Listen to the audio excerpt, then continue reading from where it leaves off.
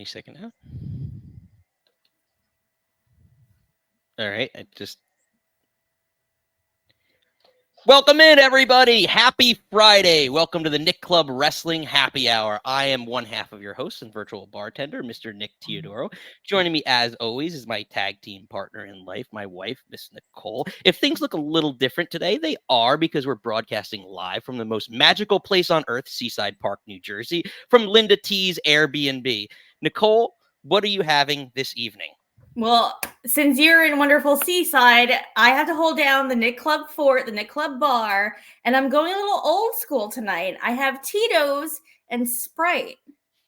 Now, Mr. Nick, you need to tell me what you're drinking and our three things for the show today. Mr. Nick has his red wine, as usual, in a very classy glass. So classy. Very different for a special occasion.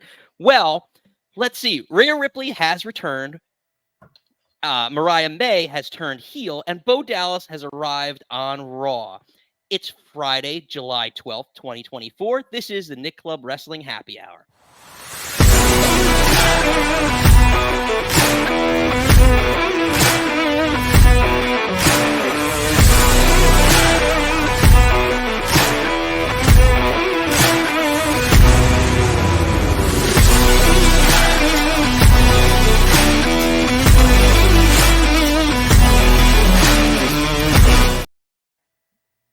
Welcome back, everybody, to the Nick Club Wrestling Happy Hour. If you're new here, please hit the old like and subscribe. We love having you. If you are a regular, we love having you back.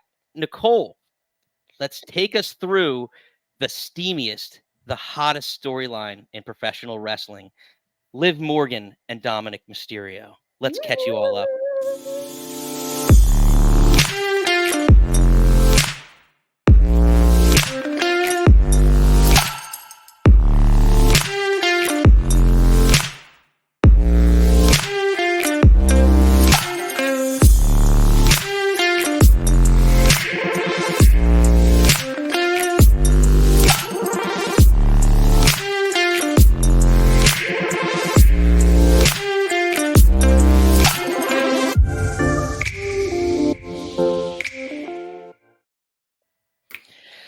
Nicole, we have a lot to get through. A lot.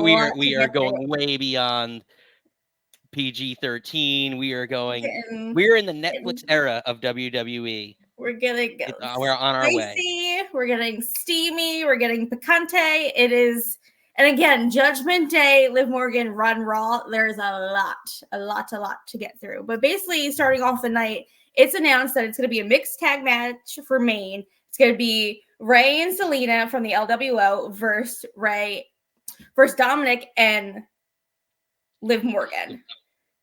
And then it cuts to backstage with Dom like complaining to Pearce. He's like, I don't want to do this. I don't want to tag with her. And he's like, well, Liv requested it. You know, your dad wants to do it. Like, this is happening. And he's like, well, I don't want to. He's like, well, you got involved in the last 3 women's world matches. So, like, you're doing this. And he's like, well, that wasn't me. And then, of course, cut to Liv. And she's like, no, Dom, like, I'm doing this for you. Like, you're going to beat your deadbeat dad. Like, we're going to win. And he's like, all right, only if we're going to win. And she's like, no, we'll win. He also cuts in and he's just like, she's like, well, let's talk about strategies. There better be some chicken nuggies or tendies. Yeah, that's what. Talks like a 10-year-old girl. Yeah, and she's like, no, we're going to win. She's like, let's go. And he's like, all right, I'll do it. And she's like, let's go talk strategy. Let's go. And that's when he's like, oh, I want tendies or nuggies. And she's like, yeah, of course. And then they walk shout out to Steven, who loves that. Dry dino chicken nuggets for the win. Exactly. Everyone's checking in. Hi, Bobby. Hi. Hey, Lisa. But yes, let's get back to it. So then quickly, there was a brief backstage between Priest and Seth. And I'm not going to get into that, but then the very end of it, he gets a phone call, and this is going to be a theme and obviously how this ends of the night. And then he smiles. He's like, where are you? And it's like, well, who? So again, planting the seeds of how this goes. And now it cuts to this now I feel like infamous parody of another infamous segment. So they cut to the clubhouse and Liv wants to work, like Dom is playing video games and she wants to work on double team moves.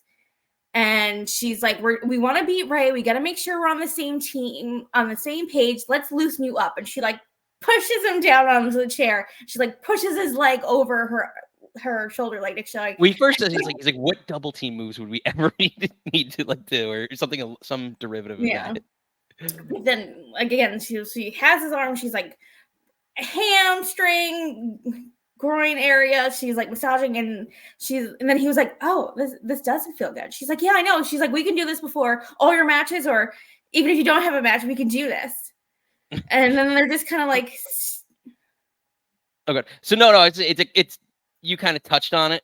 I don't know if you're getting the callback to the Trish Stratus Triple H from back in 2001. They had a mixed tag, and it was like Triple H was trying to teach her. Was that where the arm move was? And her arm was between her legs, and they were basically like, "Oh yeah, no, it's a wrist lock. The wrist lock reverse because you reach through your legs." Yeah. So basically, Stephanie walked in, and like all the arms were between all the legs. So she's doing this, and of course, the Judgment Day walks in. You see Priest walk in first, and he kind of stops and does like a look, and then Finn and JD are so funny because they kind of like look around the corner like little like cartoon characters, like Gophers. Yeah, like Gophers. Is that a good one? Beep. No. Meerkats. Like what's the character from Caddyshack? The Gopher. Yeah, the Gopher. The Gopher pops up. Yeah. So they look around the corner, and then Carlito comes in. He's like, "That's cool." Like they're confused about kind of what is happening. And then like JD covers his face. He wags his finger like you shouldn't be doing that. And then Liv's like, "Feel better, Daddy Dom," and walks out. And then Priest is like, "I don't even know what that was. I thought you were done with this by now. It's not that hard." And then Carlito's like, "Well, actually, it's hard." And they're like, "Whoa, bro!" Yeah, he points at him. Yeah. So then Dom says to Priest, he's like, "Oh, you're starting to sound like my dad." And he's like, "No, I'm." And then Priest's like, "I'm starting to understand your dad." He's like, "I thought you were going to fix this. Like, fix this." And he walks out. He's like, "I'm going to fix it. I'm going to fix it. I'm going to fix it." And then they walk out. And then Finn goes to Priest. He's like, "Oh, you said you had a surprise. Like, what is it?" He's like, "No, backtrack." Dom walks out, and Priest goes to Finn. He's like, "Oh, he's going to learn some consequences." And then Finn's like, "Oh, I thought you had a surprise for us." And he's like, "No, I'm going to hold that to me. And like you and Dom will find out." So again, he knows Rhea's in the building. Rhea's there. He's playing this very close to the chest. Right. So fast forward to, are we going, or well, there's a very brief of Pat does his Patistrator thing, and he has like the laser eyes and doing all this thing, and he's like, "It was uncomfortable. It was wild. It's like your friends got caught in their basement by their parents. There was lust in his eyes." And I was like, yes, call back to Randy. Love it. But he's like, "They're lovebirds. They're lovebirds." Now it's match time. We're done with the backstage stuff. So Liv comes out. Of course, she waits on the ramp for Dom, and they're like, she's wearing her little Dirty Dom shirt, and they like walk out together, and then they cut to commercial. And they come back from commercial. They're sitting in the like the well, she does a grand, like a kind of like a grand. Oh, she's like yeah, and she waits, and it's actually really what's nice about it is they slow play it too, like the production team, and they're like slowly like or maybe it's Dom, like, so that just to make it that much more. And then she like when they hit the end of the ramp, she turns. She's like, "Do you like my belt?" And he's like, "Why are you doing this?" So it's like all these little subtle things. But when like they're in the corner, they come back from commercial, and she's like, "I can't wait for you to beat your deadbeat dad." Like that's what she's yelling the whole time from the apron. It was like, "We're gonna beat your deadbeat dad." And I'm going to skip through this. So manipulative this whole time, and that's what, like, she's played the character so well. Like, I just like just the way, like, there's some characters like the heelish tactics that like in the story, and that the way that she's worded things and like played on their emotions for everybody, like even like the R-Truth stuff. Like everything has been played so perfectly and written, and she's played the part so well. So anyway, I digress. Go on.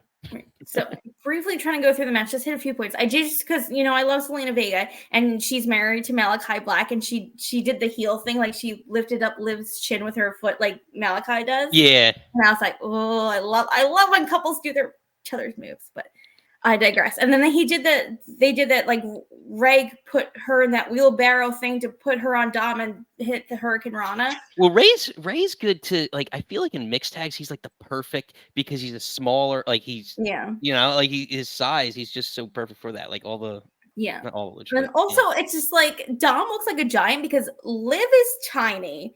And then she looks huge next to Zelina because Selena's 5. I think she's like 5 foot. Like she's 5 not bad. Oh yeah, if that. So it's just like maybe on heels. Like 3 little people at Dom.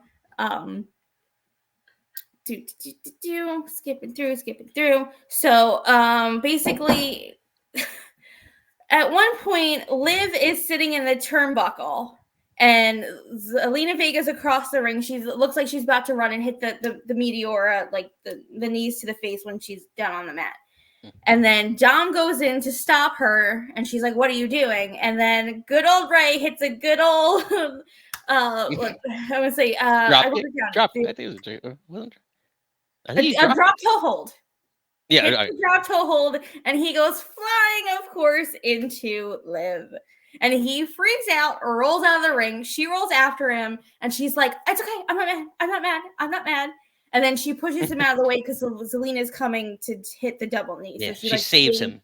She saved him again, but then Ray comes anyway and hits Dom. Then the commercial break, they go back they're back in the ring at some point. Liv does hit the 3 amigos, which everyone kind of was like booed. And then at one point, then Ray throws Dom into the ropes. He goes to 619. Dom grabs Ray, and then Zelina goes underneath Ray to hit her own 619 to hit him in like kind of like the lower knee area, which I thought was a fun spot to like him holding Ray, and then she so perfectly went under the other rope. I thought that was like a super. Again, I don't know how many mixed tag matches Ray has done, but I feel like that was very like a fun new spot. Well, there's a few people that can do that because they're veterans, and I feel like that's just kind of those two together. And I feel like even if like the LWO is a lot of just like kind of thrown together people, but those are the two that are like making the most of what they can. I feel like there's actually like a legit like chemistry, like not like like more like father-daughter chemistry, not like sexual chemistry, but like they're good together. We're getting spent. Alan's chiming in. I want Liv Morgan and MJF walking down the aisle to destroy Dom. Rhea Ripley. MJF's the only true voice of the Excuse Conference whose promo was given all his pale comparison. That'd be nice if MJF wasn't under contract to AEW though. Yeah.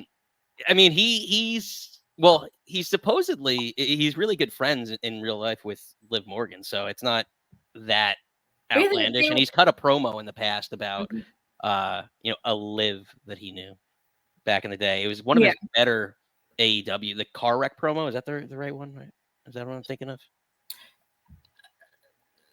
Like it was like the drunk. Was it around it? I'm just trying to remember. Were people thinking that it was Liv that was in the car wreck one? Yeah. He was driving impaired or something along those lines, or he got in a car accident. Yeah, but yeah. Anyway, I digress. So we're towards the end of the match. So basically, that was a fun spot, and then Ray hits a splash on Dom. Liv breaks up the pin, and then Zelina hits her with the 619, and then she's out of the ring, and she throws a chair into the ring, just like Dom did for her matches. The ref goes to get the chair out of the ring, and then she pulls or push, whatever she does, then crotches Ray on the ropes. He falls down. Dom hits the splash. Which I love that as his finisher. Yeah. I really do. And he pins Ray for the very first time in the main event of Raw. And then they go to like celebrate and they hug immediately. And then he was like, "Oh no, we're not supposed to hug." And then she jumps in his arms, and because she's so heavy, they fall this way. And Dom lands on top of Rhea. And they have this steamy moment, which I really wish you had the photo of this. They're like nose to nose, and they're like in it. And then "This is my brutality." hits and they freak out because mommy's back and mommy's not a happy mama. This is the moment when they realize. Yes, this is when the music hits. And it's just like, oh, girl. So, like, it's not like Rhea runs, or it's not like she slow plays it, but she has, like, I'm, like, walking with a purpose. And Liv was like, oh, yeah, I forgot your girlfriend was scary AF, and, like, hightails it through the crowd out of the ring. Or out of the arena. And then Rhea walks basically around, gets into the ring in front of commentary, and you can tell, like, Dom's not looking at her. And then she does the finger up. She's like, look at me. And then he's like, kind of like, not like I'm sorry, but like, and he like goes to hug her, and she's like, nah, and walks around him, goes out of the ring, and then Raw basically ends. And there was like a video on WWE.com that like them walking up the ring. He's like, I'm sorry, and he's like, there, you can't really hear anything, which drives me insane. But when they get to the top of the ramp, she like kind of like shoves it, not like a huge shove, but like enough of like, no, bro, like out. And then the video cuts. So Mama's back. Mama's not happy. Mommy's coming for her title. I think her and Priest are going to be in cahoots. They said on internal WWE listings, Rhea's listed as a face, but everyone, including Priest, is listed as a heel still. But I think her and Priest are going to like kind of leave the Judgment Day. Well, Lisa is chiming in. Don't mess with Mommy. No. Exactly. Don't mess with Mommy. So Mommy is back. So the begs the question. So what I want to know, and because we didn't see it yet, right? She walked. You said she walked with a purpose. She came down as fast as she would. Mm-hmm. So what I want to know is Rhea Ripley cleared to wrestle? Because there's rumors that they have storylines for her regardless of whether she's cleared to wrestle or not. So it'd be interesting to see whether or not she is, because she's great on the mic and she can do a phenomenal job and still keep the storyline moving forward. But is she, in fact, cleared to wrestle? In this scenario, how soon can we expect to see her? Is this conceivable for SummerSlam, or is this going to be pushed? I wouldn't mind it not being at SummerSlam and kind of push it a little bit. I feel like we got 3 weeks. It's like August 3rd, August 2nd, whatever that is. I would like this to breathe a little bit more. I would like to be like drawing the lines between like, are you team Rhea? Are you team Liv? Like, Liv got us the tag belt, so maybe Finn and JD are more team her. Like, Rhea was never really team JD. Like, Steven threw out there, I'm sure we're gonna get a lot of mixed tag matches. And again, now it's like, are you team Liv or team Liv or team Rhea? Yeah, like it's so funny. It reminded me of first time I think, oh god, I don't want to date herself. Remember that Twilight stuff? That's like the last thing. It's like team Jacob or team Edward. Lord, babe. Well, we want to hear from all you. Are you team Rhea? Are you team Liv? Write us in the comments. Let us know. I'm team good women's wrestling. I think they both, like, again, Liv, we talked about Liv has come leaps and bounds, and that was the original tag match. Was it whatever it was Finn, Liv versus Rhea, Priest back in whatever. Yeah. Oh yeah. When the Judgment, like when they first turn on Edge, or no, it was before they turn on Edge, because that was like Finn was still fighting the Judgment Day before he joined the Judgment Day, and he teamed with Liv because she had that thing with Rhea. Yeah. Again, I mean, it would be nice. It would be nice. It would be nice long-term storytelling. That's tough to get. No, agreed. And I think this has been good story, like long-term. And I think this is one of the best storylines that they're doing right now. Again, there's a lot of hot angles going on right now in WWE on Raw and SmackDown in multiple ways. Yeah. But again, how many segments did I just run through? Like and we didn't even talk about the triple threat, the 6-man tag between JD versus Awesome Truth and Braun. So it's just like there's another thing on top that the JD string just goes through all of Raw. So I think there is, maybe it's the kind of similar thing that they're doing on SmackDown with the Bloodline. It's like kind of like the civil war of the Judgment Day between like who's Team Liv, who's Team Rhea. There's gonna be maybe a mixed 6-man tag or something. I think maybe. I don't know. I love the storyline. It's our topic every week. Like, it's so super hot. I think Dom and Liv have been paying it beautifully. I think we've been seeing nothing but Priest's praises, like Finn's. Like, I don't know. I'm excited to see where this goes. So the other question I have, I have multiple questions about this. Will Rhea Ripley forgive Dom for his behavior with Liv Morgan? Look at how embarrassed he is. Oh, because you got caught, little boy. You got caught. He just wanted nuggies and tendies. I think he was in it for the tendies. Or maybe the breasts. Hold on. The chicken breast holds the chicken. I don't have my mouse, so I can't get to my little spots as quick as I normally could. You're lucky. But yeah, so yes or no, Nikki? Will she forgive him? I don't. I can kind of. I don't know. I can see it going both ways. I don't think she'll forgive.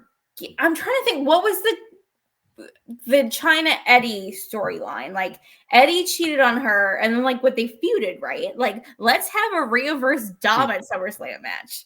Have that be your Mania match. Like, well, that's actually, it brings up a great point. Like, have an actual belt at Mania. I'm just joking. But his involvement, and I know you're not a fan of it, but like his involvement reminds me of like in the women's division, he elevates so many storylines that just keep more eyes on the women's division. Like, I know the world title's in this picture, but like it happens all the time where, he's not like done it as like a manager. He's done it as a full-time wrestler. Like I remember like James Ellsworth was just kind of like a joke manager type person. Who's the Reggie? Right, Reginald. Yeah, that was all like, yeah. But like there were people that I felt like Enzo for that short period of time with Nia Jax, like that like kind of like their storylines like interwove in the women's division. Otis, Mandy. Yeah, like all that stuff, and I just feel like Dom's done it really, really well in this. Where it just keeps it top of mind that I think if the belt wasn't even in the storyline, it would still be like a main event caliber storyline. So I don't know. We want to hear from all you though. Do you think Dom's going to forgive him? Let's see in the comments. Rhea's going to forgive Dom. Lisa is Team Rhea 1000%. Yes. Steven is just getting sick. And then I don't remember what. And then does she forgive him? So if Dom gets Rhea puppy, he may have a chance. Well, let's pretend it's not. That's right. Eddie brought her roses and the puppy, and as long as it's not Pepper. Stop it. Will you stop that? As long as it's not Pepper.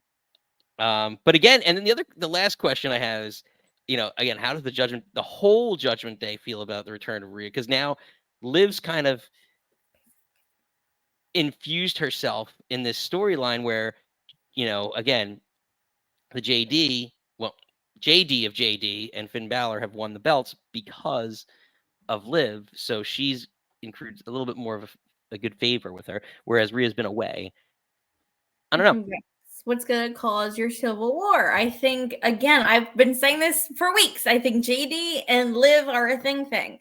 And I think it's going to be Priest, Rhea, Finn, Liv, and I guess by proxy, JD McDonough. And then you got to see where Carlito and his big forehead. Dom fall. JD McDonough's big forehead. I love how Michael Cole just like absolutely shits on him all the time about. They call him a Klingon one week. They call him a bobblehead. They call like him an alien. Pop. Poor guy. We call ugly every week. Well, I guess he's getting paid pretty good on TV, but yeah, we'll see. I mean, it'll be very interesting to see how this plays out over the next few weeks before SummerSlam. What are the again, Priest has to defend presumably right now against Gunther. They said it's Priest, the ring general. It's one-on-one right now. As of right now, things can always change. Card subject. If anything, I skipped over that. It's going to be Seth because they reneged the gentleman's agreement. Right, so you just never know yet. you just never know yet. Well, hopefully that'll be something we will report on next week. But stay tuned. For now, stay tuned. For now, we switch over to our second topic. On this show, we talk a lot about WWE. The last few weeks, we talked a lot about WWE, but we do talk about pretty much all professional wrestling. AEW obviously is a big one. And this week, when AEW hits the mark, they really hit the mark. And this week, a storyline that's been going on for the last, year and a half? Feels like maybe year and a half, starting to come to fruition, where Mariah May turned heel on Toni Storm upon winning the Owen Hart Cup Finals, which earns her a shot at All In. So let's recap you on one of the biggest the biggest turn of the week.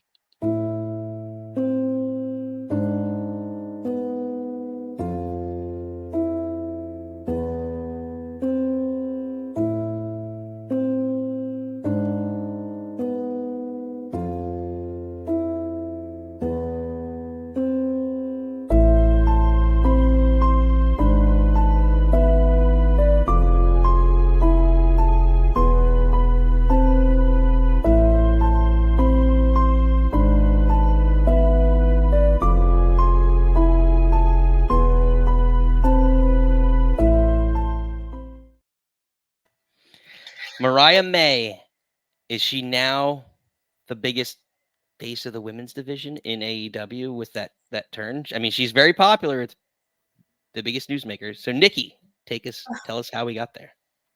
Well, first off, because now I'm behind the bar instead of in front of the bar. I am wearing my Owen Hart shirt. Shout out to the late great. This tournament was built around him, and I also should have worn maybe my Toni Storm shirt, because I think the little bits and pieces that we do talk about AEW, I'm very huge supporter of Toni Storm. This timeless Toni Storm gimmick that she's doing, her with Mariah May, like this has been such a long storyline. And I had said to Nick, and I was like, I think Mariah's going to win this cup, and they're going to fight at Wembley, and then the turn. And the turn came quick, and it was brutal, and I loved it. I think this is probably, again, Tony Khan and AEW gets so much shit, but this has been magnificent. To me, this has been beautiful. How it was like her admirer, then her understudy, then her love, and this is great love affair. And she's been rooting for Mariah to win this match so they can have this great moment at Wembley, because she's, British, she's from the UK. Like they'll have this big moment. And then she just kind of just like went so hardcore. I did not see this coming, and I'm like chef's kiss about it. But briefly to get to go. Oh yeah, go ahead. No, go ahead.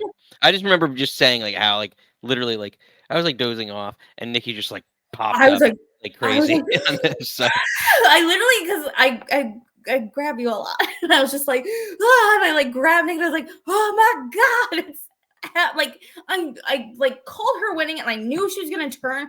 I didn't think it'd be this quick and this brutal, because Lord, it was brutal. You saw Nick's videos. I'm gonna talk about it. Strapping kids.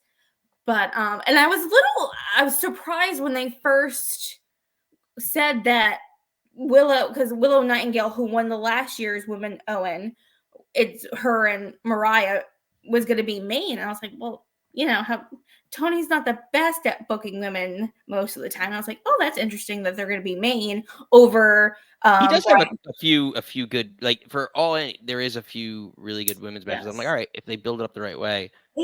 There's like little sprouts of brilliance. Sometimes, like Britt Baker and your girl Thunder Rosa had that match, and they made it's like I tried to. I said Rosa. Put some respect on her name.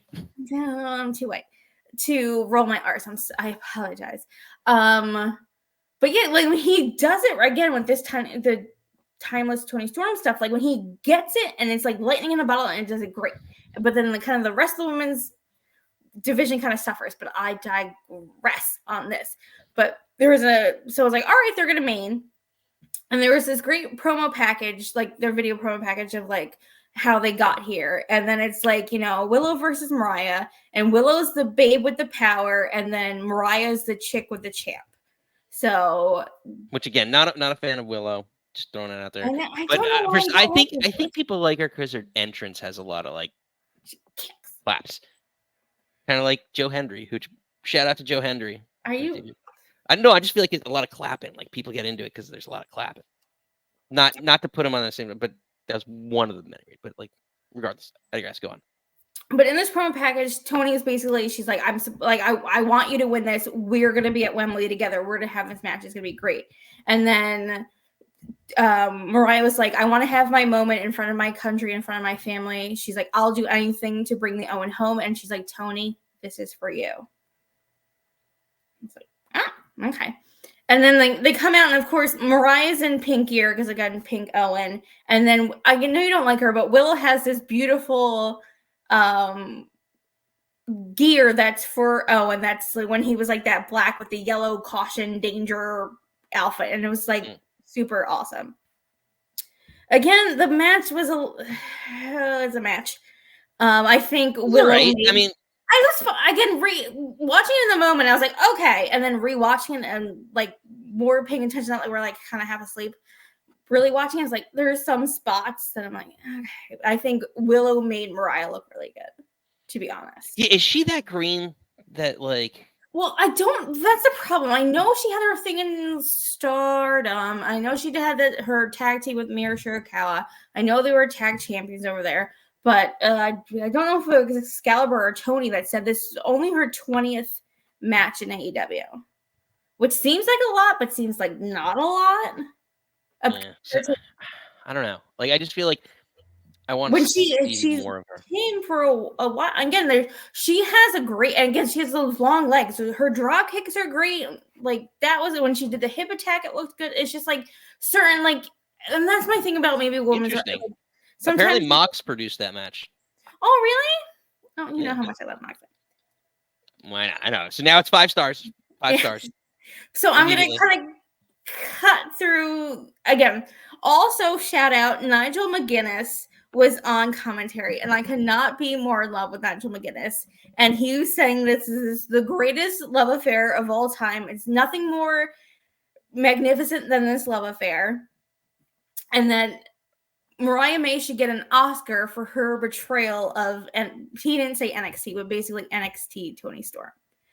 But I'm going to cut through a little bit of it and just kind of get to the end bits where the shenanigans happen. So at some point, a person in a hoodie comes out and grabs kind of Willow through the thing. And then Toni jumps on the other end of the apron to distract the referee away from what's happening. And basically it's Stokely Hathaway grabbed Willow.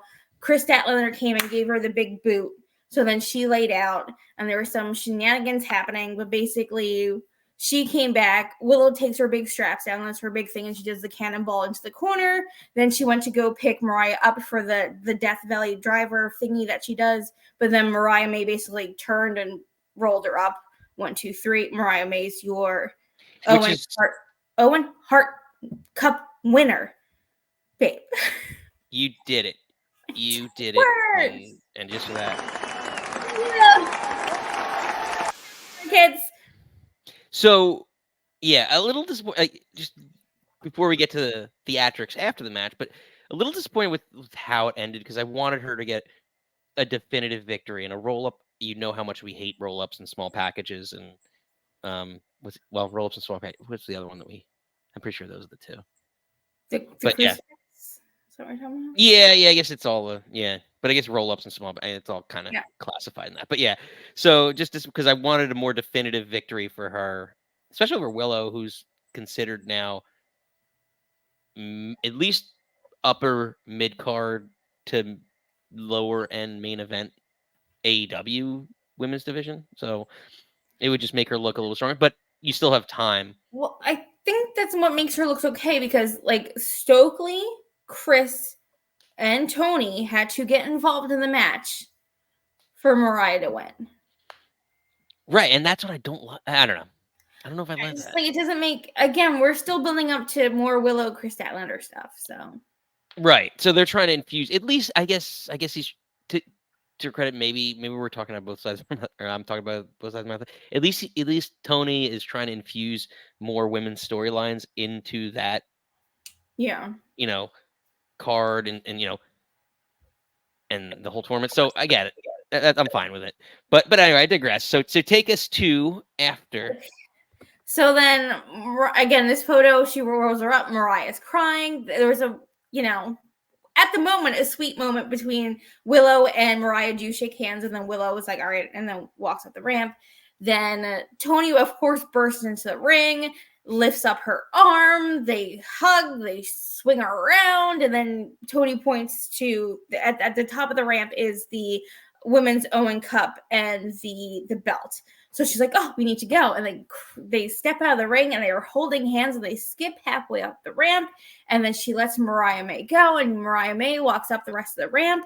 She grabs that belt and God damn it, she turns around and smacks Toni right in the face with it. And I was like, that's when I grabbed it. I was like, oh, we're doing this. And it was brutal.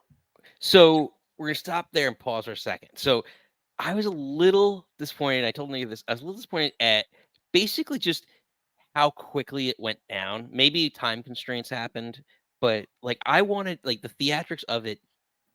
To me, I wanted her to like see because she's looking at the belt, which also just sidebar. Hate the fact that they give a belt out for this. Just make it if it's a cup, don't give them a cup.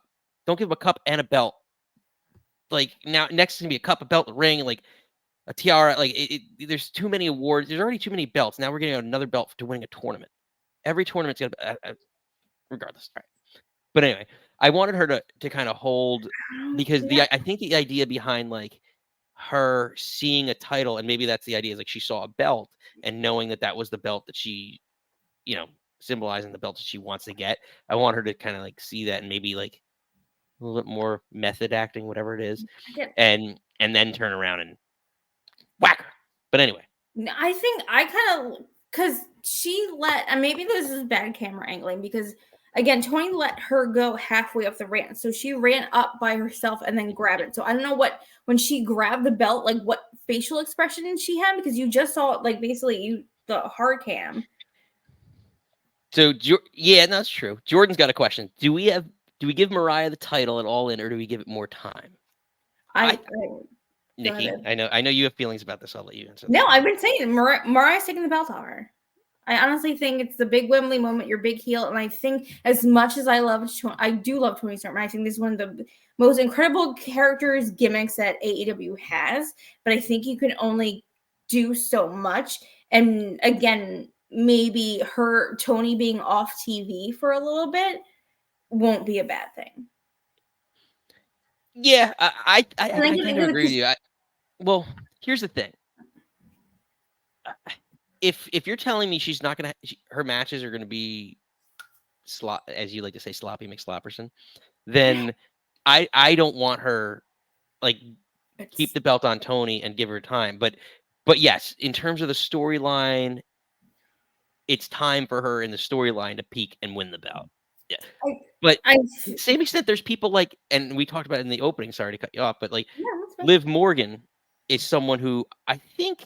Even as champion, like she's improved tremendously since she started, but like as champion, she's even elevated her ability that much more. So not to say that like Mariah, maybe that push would give her an extra push to, work that much harder in the ring and get that much better. And she's going to be put with, better talent that are going to elevate her. Like, we've seen it, the guy, on the veteran side and the men's side, like the AJ Styles of the world, like the Cody, who could just make a great match with anybody.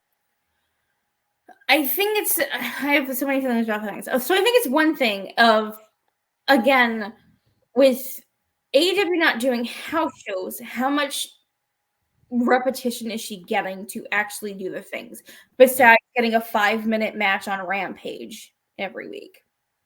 Again, maybe I think she has a killer. The drop, like her kicks are good. She has super long legs. I think sometimes, again, it's maybe not all wrestling. She's got they have the storyline. She has a personality. If we can, again, the admirer, the understudy, the protege, now to, and I think they're maybe turning the trope on its head a little bit. It's usually like, oh, I'm the mentor, and now I'm jealous of my mentee being so good. So like the elder statements turns on the youngins.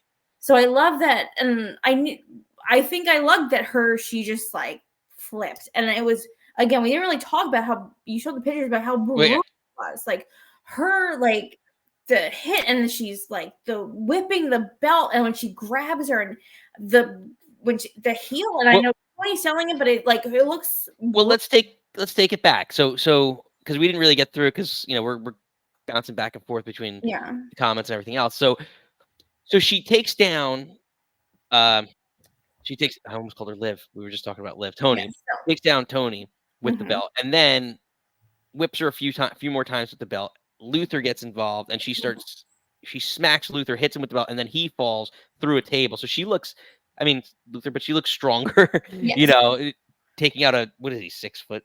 Probably 6 foot. So she's whipping Toni with the belt. Luther comes, turns around, hits him in the head. Then she turns around and then kicks Toni in the ribs, gut area. And then she turns around, low blows Luther, and then hits him with the belt. And that's when he did his dive off the ramp. Oh, okay. I missed it. And that's when she grabs the heel and starts hitting her.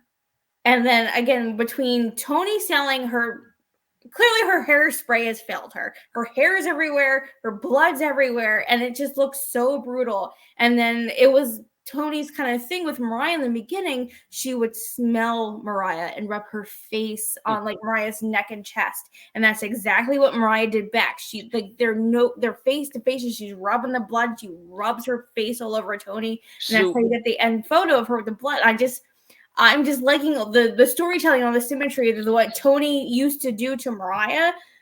Mariah did it back, but tenfold. Yeah, like cruel, but in a cruel, violent way.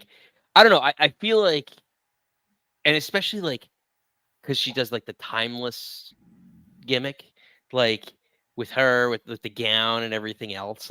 It reminds me of the movie the Black Dahlia murder, kind of like that, that type of stuff. Yeah, and it just looks, it's so much more impactful because she wears white, the blood on the white, and robe honestly, and everything else. The last remark is Nigel when they go off air. He's like, the end of a love affair. So Steven, thank you for that comment. It's a perfect segue. It's reminiscent of Trick. Well, I 100% believe this. So actually, Steve, you bleed in, pun kind of intended, but not really, to my question. Was this better done than Trish Mickey? Because that was the original stalker, fan stalker, whatever you want to call it, storyline. And in a lot of cases, what's interesting about this is I feel like, and this is kind of another 1A question, Mariah May turned heel on Toni Storm, but should she be the heel because of all the ways she was treated along the way? You were talking about it, she the sniffer, and she was basically kind of jobbing around you were her understudy for a long time, but treated her kind of like garbage. And I sent you the video of her, what was it, her interview when she was accepting, remember she made up her own award and she was accepting her own award. But I think that's the thing about what I think that's with Mira Shirakawa coming into this, that's when relationships get real toxic and real shitty. When Mariah was showing interest in Shirakawa, then Toni came in and was like, no, I love you. And then then there was more. It was more sexual. It was more I need attention. No, I'm here for you. No, I take care of you. No, I love you. And it's very much that. And I think maybe it's Mariah kind of snapping out. It's like, oh, this is maybe a little toxic relationship. And then maybe it's Toni realizing I didn't appreciate you enough. No, I do. It's this weird toxic kind of gaslighting. A lot of gaslighting. Yes, exactly. It's a lot of that, and I'm interested. Is she breaking out of it? And she's this is what you did to me, and now I'm gonna beat the shit out of you. I'm gonna take your belt. And is it Toni? No, I know I didn't know how to show you that I love. It's. I'm here for it. I think it's gonna be real interesting. And then does Shirakawa get involved? Yeah. Well. Yes. That was the other. Yeah. Where is she in all of this? Where's Maria? I can't pronounce it. Shirakawa. They just brought her back. They just had the match, and then Like You know what? she's gonna be such an maybe What about is visa she shit that she can't? She has to go back or can't stay or do all that. well, is she the next challenge? Like, could she be the next challenger to like if Mariah wins the belt? Like Mariah and Toni go on for beyond one match to whatever the next pay per view is, or well, usually they do 2-3 months, but like then maybe Marina is another challenger there. So it rumor opens up. our girl's coming back, Jamie Hayter. So I would love Jamie to take the belt off Mariah in a couple months. Maybe what's the Full Gear or Revolution? Maybe Revolution. Yeah, that'd be nice. Jordan's calling Mariah now Bloody Mariah. That's interesting. Yeah, that'd be a nice little nickname. What do y'all think? We're getting a bunch of new people chiming in. So as people kind of come in, make sure you hit the old like and subscribe. If you're new here, we love having you. We like to say hitting the old Samoan spike on the like.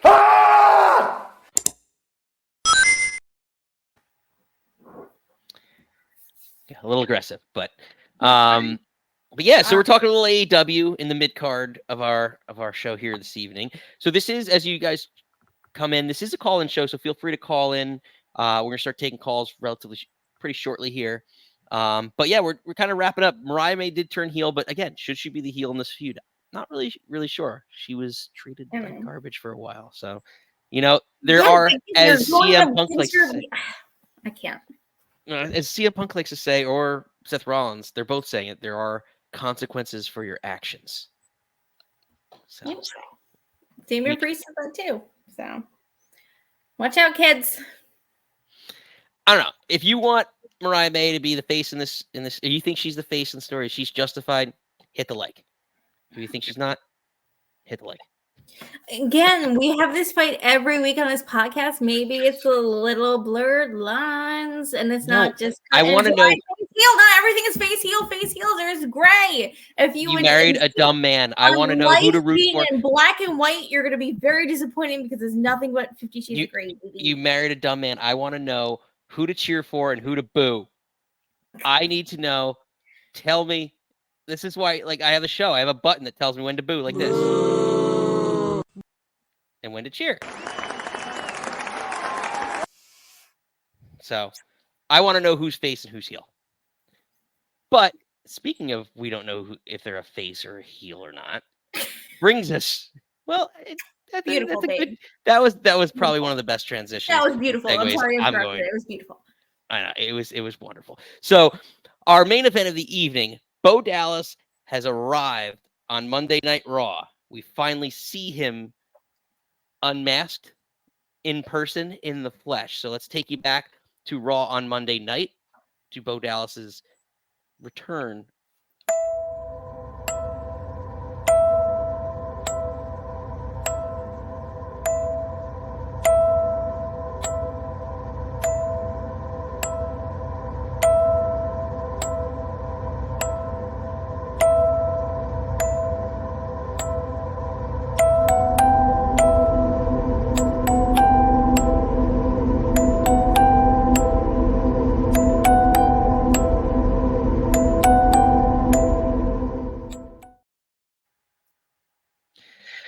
Creepy, as usual, with anything Bray Wyatt or Wyatt, Uncle Howdy, Wyatt 6 related. So, Nikki, let's take us on the ride on how we get a little yeet for you. So there was the match between Jay Uso and Chad Gable. It was actually a pretty good match. Before the shenanigans happened, I definitely recommend go watching it. But towards the ending of the match, Gable had Jay, and of course, in an angle lock, and then all of a sudden, the barricade lights went out, and he immediately let go of the angle lock, and he's looking around, what's happening, and then another part of the lighting structure went out, and he's looking around, freaking out, and then he basically walks into a spear from Jay.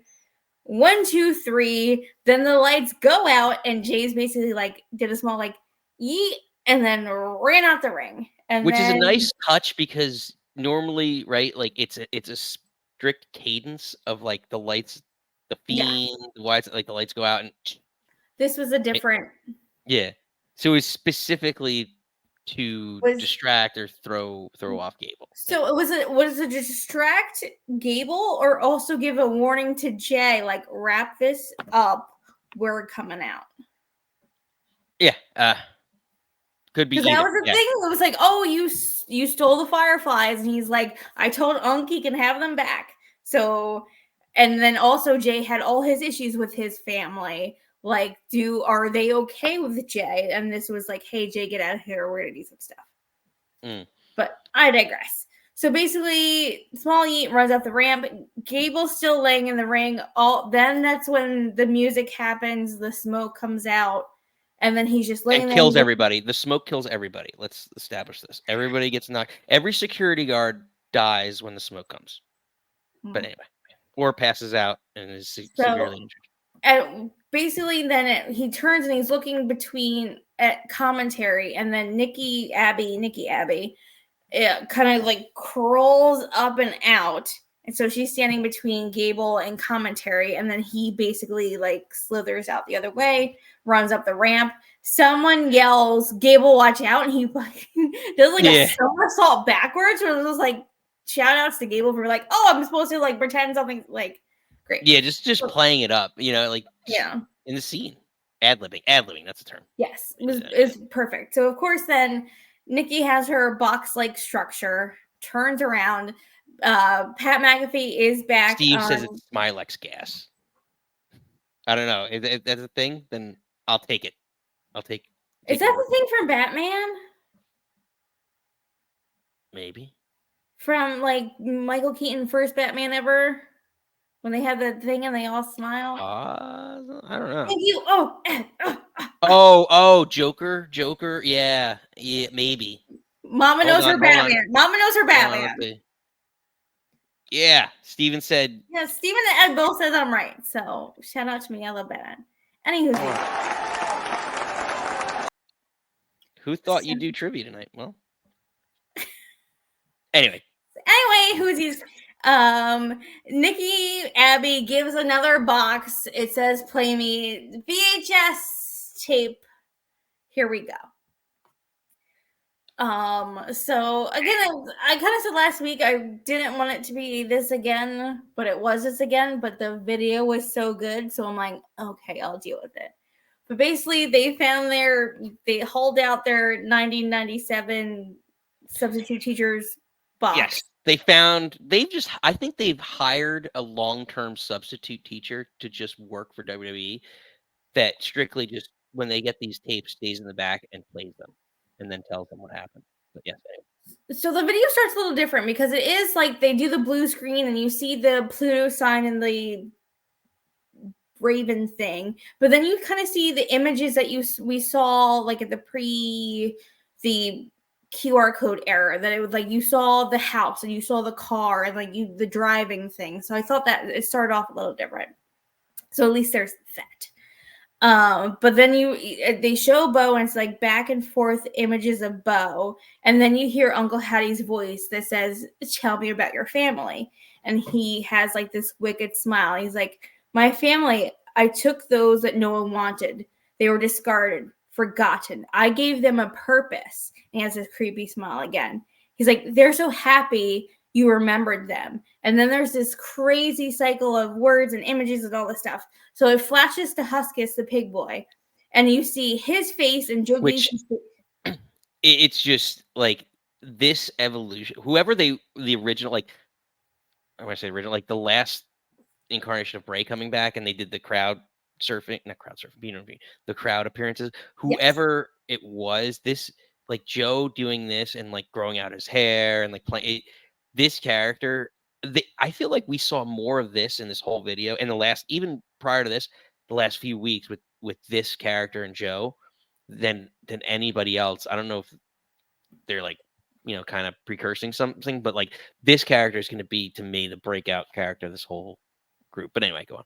I think it's what Bo said last week, and it was just like, I just lost it because you were talking. I'm sorry. It was like bringing them to life, giving them like what do you say? Like what makes you brought them to, or I brought them, like I think when Bray first came back, they were very cartoony. And I think this is Bo bringing them to life. Yeah, personification. And I think that's how this personification. Yes, great word, babe. So it again, when Nick has up, it flashes pictures of Huskus, like the mask, but then you also see the pictures of Joe Gacy. And he's like, being a glutton for punishment doesn't make abandonment any less painful. And again, I think it's the callback for him having the faction in NXT, the schism that didn't work.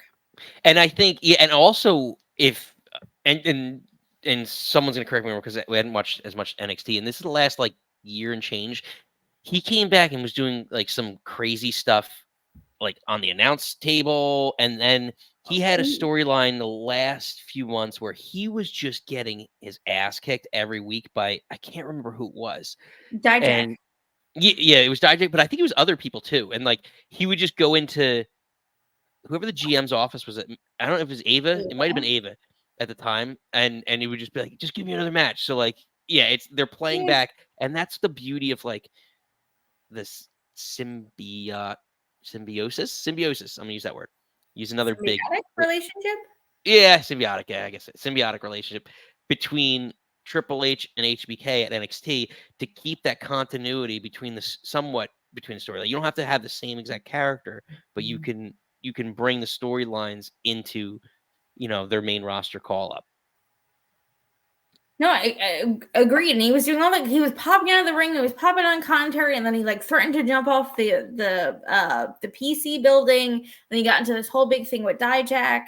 Again, like, I know you previous episodes say I shit on Gacy, and I really think he's going to flourish in this role given the opportunity. And like, I think he maybe can be the breakout star. But let's keep going.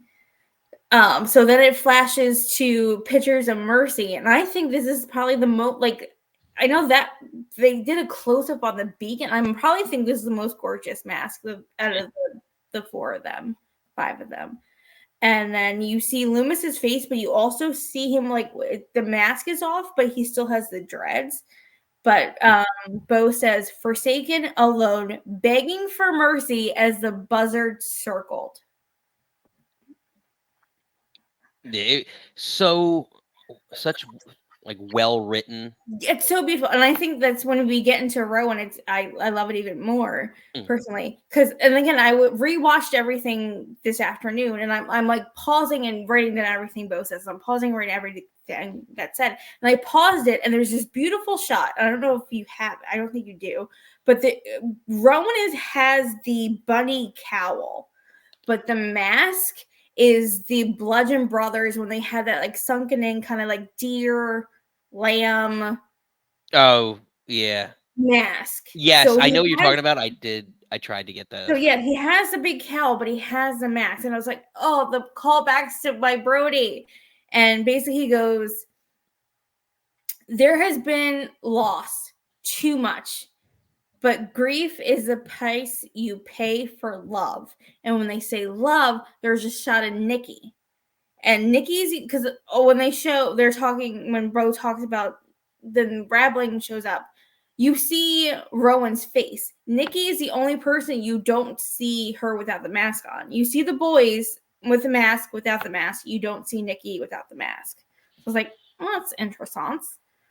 So I don't know what they're going with that, but he basically said this is the price you pay for love, and they show Nikki. They show the woman of the group,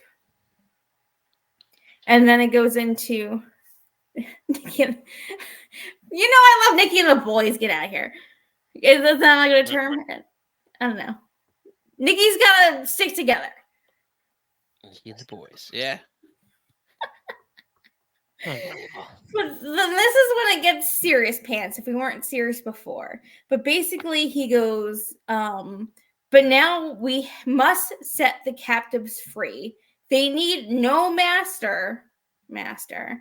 And then you have this thing that it's like Bo rubs his hands on his face and he's like the hurt heel thing, and then it goes into the next portion. So let's catch you up on the next portion of this where Bo closes up his summation of the Wyatts. Do you think I Do you think we are sick?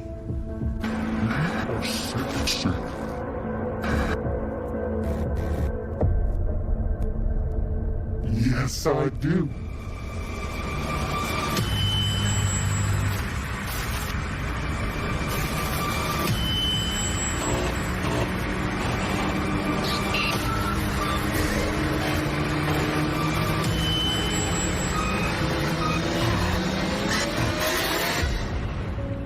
Then sick is what will be.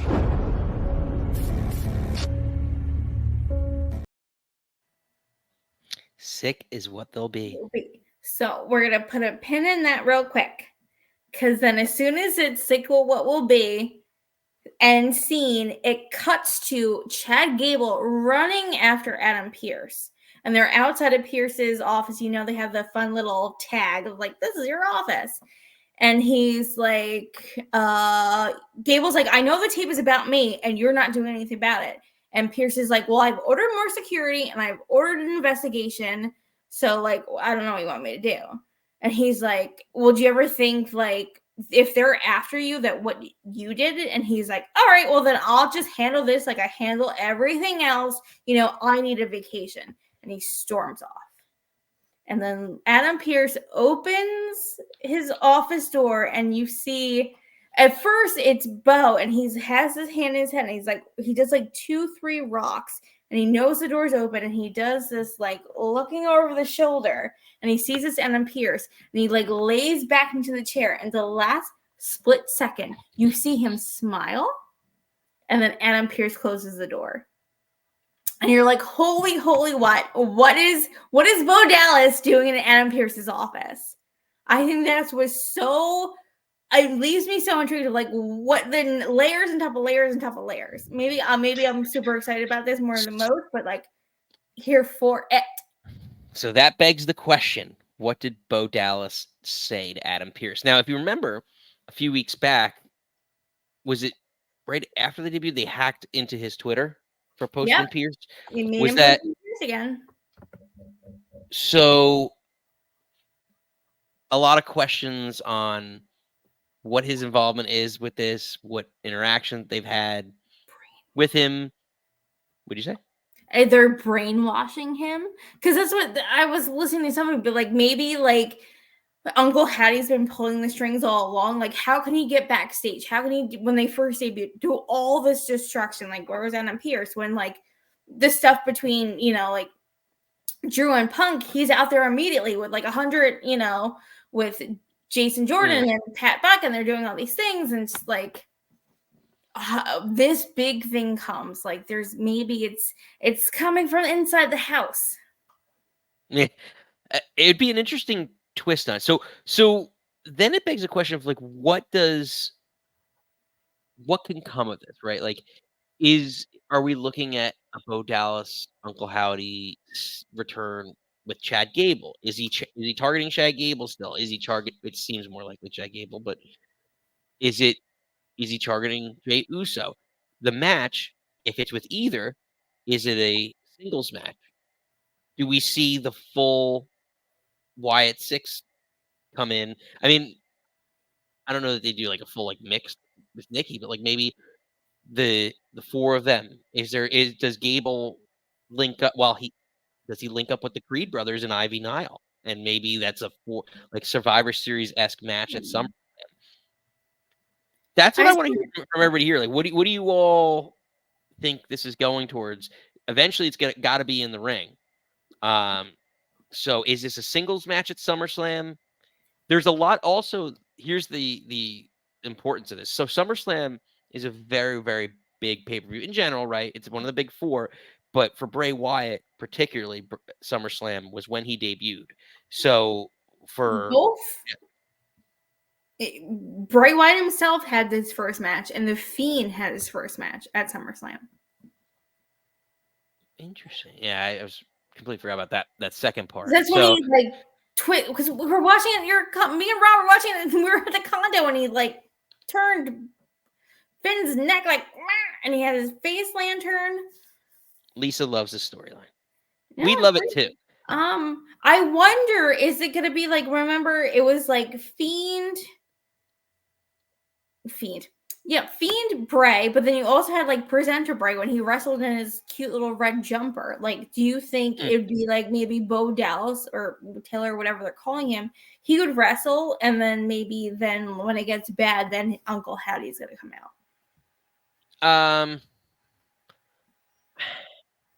I think this character that we're showing right now is the Preacher Bo. Like is his equivalent of like the Preacher, and then he transforms into Uncle Howdy when he wrestles. I don't think Bo's gonna wrestle much. I think this is gonna be like the Prophet. You know, like that's kind of how he comes across. It's just so good because I feel like when getting back into wrestling in NXT, discovering FCW NXT, and then seeing what Wyndham Bray was doing, and then seeing what Bo was doing, like I was like, they look like Wyndham looked like the Wyndhams, Bo looks like the Rotundas, and then how they shot it and all these pictures of him in this video, I was like, oh my god, he looks like Wyndham. He looks like Bray. And the way I don't know if I hope he's not studying his brother, or maybe he is, or maybe I'm just really connecting with it now that like they sound so similar. They talk so like the mannerisms, like the look. No, he's channeled like, and it's one of like, well, you know, because you're married to me, but like me and my brother sound very similar. So like, yeah, different people, but very very similar. So just like one of those things that like he always, you could hear certain things, and now he's channeled the mannerisms of the character more so. So Lisa's got a theory. What if Bo has Adam under his control, where yes, Adam's coming out and taking care of stuff like his normal day-to-day with Punk Rollins, right? But when it comes to Gable, Bo is in his head saying, don't get involved. Yeah, like he's subliminally kind of like, I would love that. Yeah, like, oh, like I could leave it up. Like, worry about this, don't worry about that. Like, well, yeah, like it's the whole subliminal messaging that the Wyatt's done, which is also something that I appreciate, because if you haven't hit the like, make sure you hit the like, and we're gonna make sure Bray Wyatt make sure you hit the like,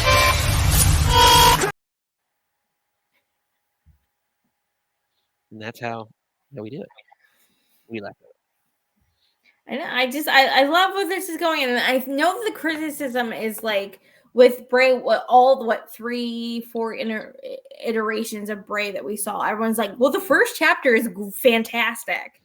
What are you gonna do post this? I'm like, I'm really loving everything they're doing. Again, I think Bo's a great wrestler. I hope if he does have a match with Chad, like it's not like I'm gonna like tarantula crawl at you. Like I want them to have it. Like again, it's a wrestling show. I love my stories. Mama loves her stories, but this needs to be something. Maybe I wouldn't necessarily be mad if it's not at SummerSlam, but it needs to be soonsies. Also, and I kind of said like this earlier, but like what type of match? Like is it singles more? But like also what type of match in general could it be? Like could this be? Like Bray's first match was an Inferno match. Yeah, but it's against Kane. No, I know, but I'm saying like, what's Chad? We're gonna have a submission match with Chad Gable? Like, no, he had the match that made the man. Like, he was scarred, he was burned, he had Inferno matches before. Like, Bray wasn't afraid of that. Like, I think maybe I not want to call Chad Gable vanilla, but like, you're gonna have a submission match. You can't have a crazy stipulation like we're gonna have a barbed wire death match. Like no, they're not gonna do that. But I'm saying like you're not gonna like this. I feel like, but like we talked about the Firefly Funhouse match. Maybe it's a themed, like a cinematic match that they open with. Not maybe not the most popular thing, but maybe they've done cinematic matches at WrestleMania when there was a crowd. So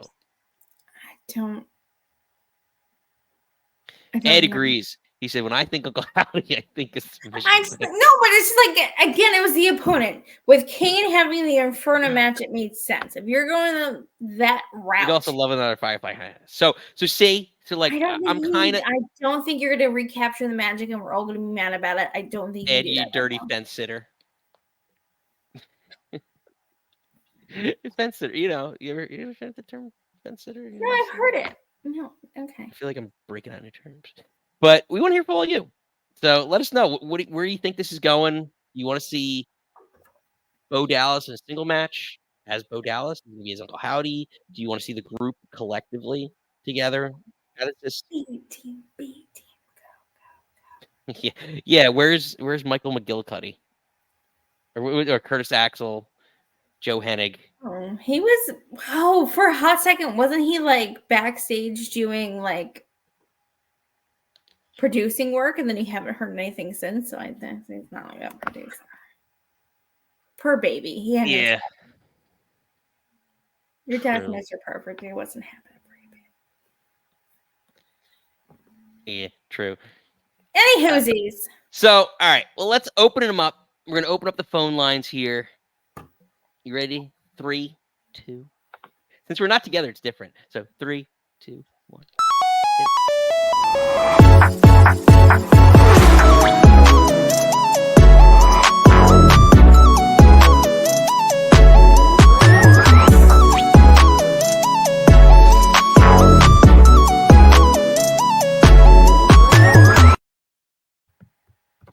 All right. The phone lines are open. And we open with someone, a returning caller. But he was new here last time, but now he becomes a veteran. Ladies and gentlemen, Bobby Midnight. Bobby! Hey, how you doing, Nikki? Bobby. And Nick, and let me think of your dog's name. Bruce, right? No, not Bruce. No, Bruce. Not Bruce. It's not Bruce, right? Not Bruce. No, it starts with a J. We're getting close. Oh, Jackson. There you go. He's asleep on my couch right now. Tell him I said hi. I will. I think mommy's gonna kick Dum Dum's butt all over the ring. I want her to destroy that kid. I want her to whip him so bad. He deserves it after what he does to his father. I think you're right with those two leaving the what do you call that? The Judgment Day? Judgment Day, yeah. Those two, her and Priestley gonna leave.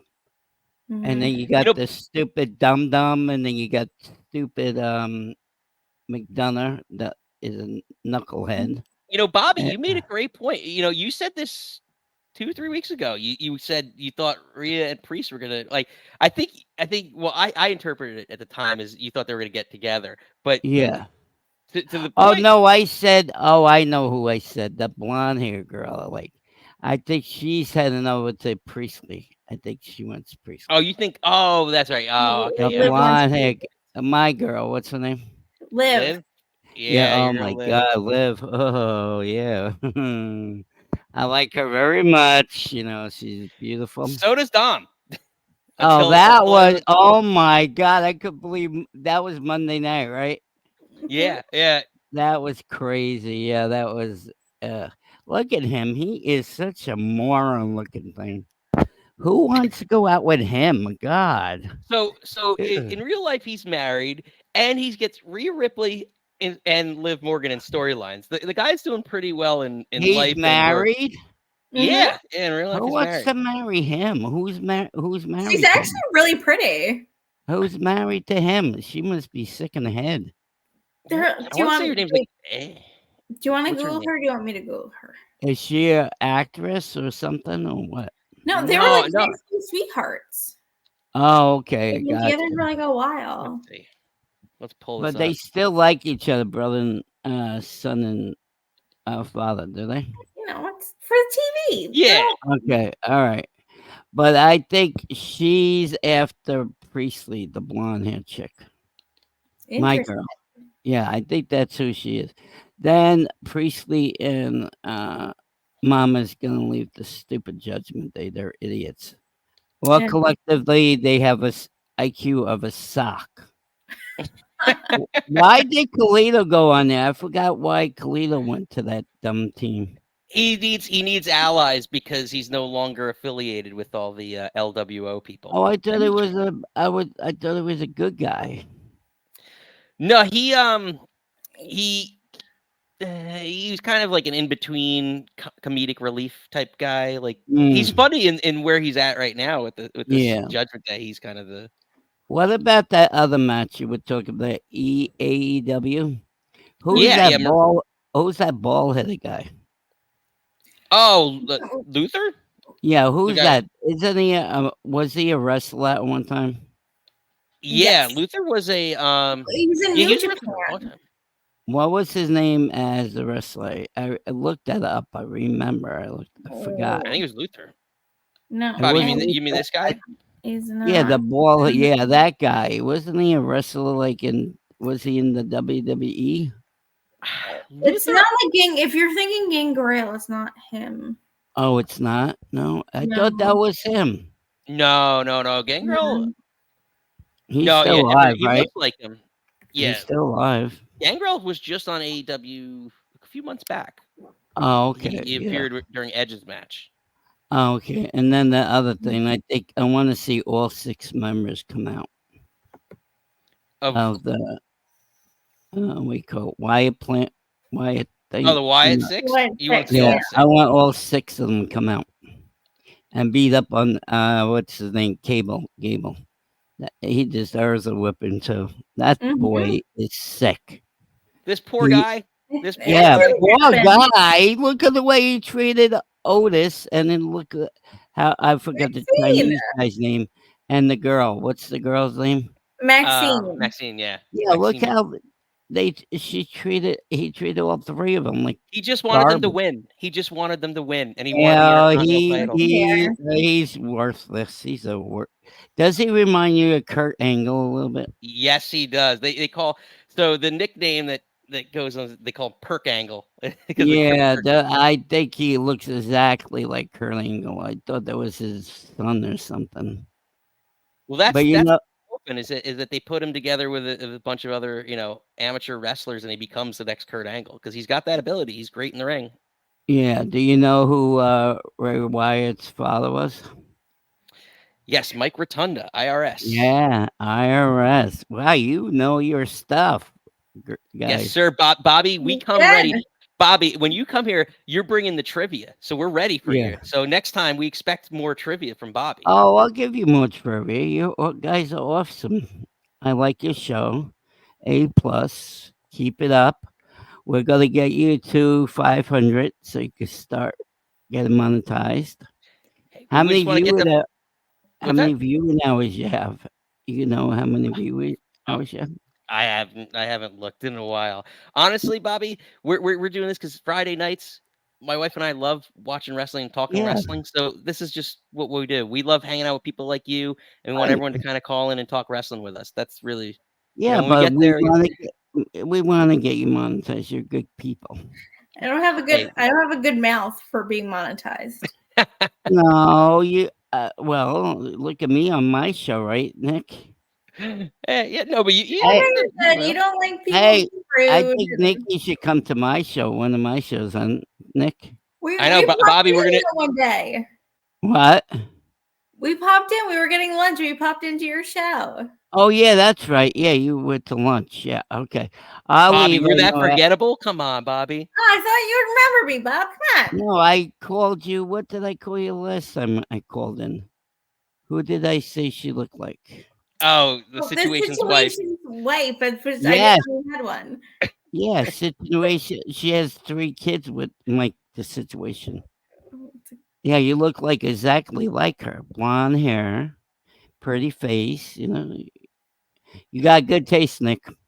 Thank you, Bobby. I know. That's why I put a ring on it, right? Yes. Oh, who sings that song? Who sang that song? Beyonce, the Queen. Yeah, my daughter loves that song. I put a ring on it. I had to always play it in the car for her. She used to love that. She's 18 today. You believe that? Oh my God! Congratulations, Bobby. Yep. No more child support. I'm happy. Did you get her a lotto ticket? Yeah, tomorrow. Well, today she's doing with her stepfather and mother. I do it with her tomorrow. Oh, fantastic! Have the and best I'm gonna take her and the boyfriend out to dinner. Nice. She's a nice boyfriend for 3 years. He's a cool kid. Oh, that's fantastic. Not like the first boyfriend. Forget about that one. Mm. I liked him, but my parents thought he was kind of, egotistical. And then I finally found out what he did to my daughter. I'm not telling you what he said, but no. Yeah, All right, the I know old knuckle sandwich, right, Bobby? The old knuckle sandwich with these guys. Yeah, I know you got people in the back. I'll let you go. But thank you for having me on the screen tonight. You'll be on next week too? Yeah. Fridays, I'll every be here. Friday at 6. Oh, what's the next pay-per-view, SummerSlam, yeah. And then what about the other one? AEW. Which one is that? When does that come? All The 20, All yeah, in? like the 28th. All Oh, out at the end. It's Oh, like all out. Labor Day going into Labor Day weekend or the weekend before Labor Day. Oh, no, Russ, please don't rush the summer. Ugh, I want the summer. Winter stinks here in Vermont. Are you guys going to any Jet games? Oh, you're going preseason, right? Yeah, we like going preseason for birthday, August 10th. No, I understand why you explained it to me. When you get my age, you forget a lot of stuff. So. Well, Bobby, let me know. If you guys come down to the regular season games, I'll see if we can make it. Yeah, we're going to me and my brother go open the day, and then we're going to the Halloween game. Nice. Yeah. Yeah, So we'll see which one we might be able to make it out to. I have to brainwash Nikki into becoming a Jet fan. So we're gonna do the What team do you like? What team do you like? We already had this conversation, Bobby. We're not gonna do it again. I forgot. No, it's the forbidden fruits of all things. What team? You know who the Jet fans hate, Bobby. Hate? Oh, the Eagles? No, the other one. Oh yeah, because North, go up. No, Buffalo Bills. Tom Brady. Patriots. Yeah. Oh, I know. Why are you a Patriot fan for? Because I loved Wes Welker as a young lady. Oh, that drug addict? Oh, I love the drug addict who played football. Oh, I love him. You make hard decisions when you're young, and he was a young but he was stupid, and he got suspended. Boy could run a ball. Yeah, well, what was he on? Yeah, he could run the ball. What was he on? I tell you that much. As long as she could have said Rob Gronkowski. At least he wrestled. Yeah, I like him. You should have said him, Ronke. I love that guy. He is amazing. He's funny on NFL Fox in the beginning, pregame show. That guy is A+. I crack up every time he's on. I love that kid. Okay, so I talk too much. I'm from New York originally, guys. So I'll see you next Friday night at 6. Yeah. Bobby, pleasure as always. Ladies and gentlemen. Bye, guys. Bobby Midnight. Good one. Let me get through some comments here. Yeah. Stop being a Patriots fan. I'm gonna Uncle Howdy brainwash you into becoming a Jet fan. Never in my fucking life will I ever root for the Jets. Fact. I love you more than anything in the world, but I will never root for the Jets. But also, I think we're past me being a Patriots fan. I just root for my fantasy football teams. But it still amuses me to watch you squirm when everyone calls you a Patriot fan. I know, God. You're young and dumb. You're in love with Tom Brady, Wes Welker. It's not a good time in my life. I get it. Well, tell me about your weird factuations. Well, before you do that, hit the old like button. Or you can Bray Wyatt hit it. Curl. Put your drinks up. Or if you like the bloodline, you can throw them